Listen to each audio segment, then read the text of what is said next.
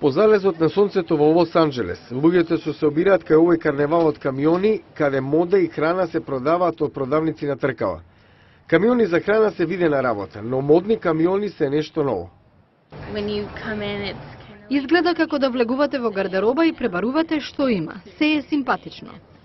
Джордана Форталеза е коосновач на модниот камион GD Lux. Имаме многу рачно изработен накид, рачно изработена облека, рачно изработени чанти. Уникатноста им дава персоналитет. Форталеза вели дека трошоците се многу помали кога продавате од камион наместо од продавница. Но има и друго. Можете да патувате по своја демографија.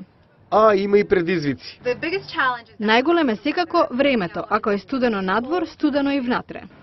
Но камионот бари поправки. Ако се расипе, нема бизнис. Како овој пат, кога собственичката Стейси Стеф е принудена да седи во канцеларија.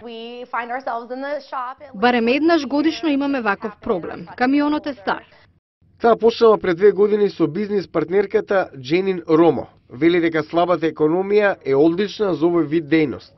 Всушност, овие камиони стануваат конкуренции на продажбата преку интернет.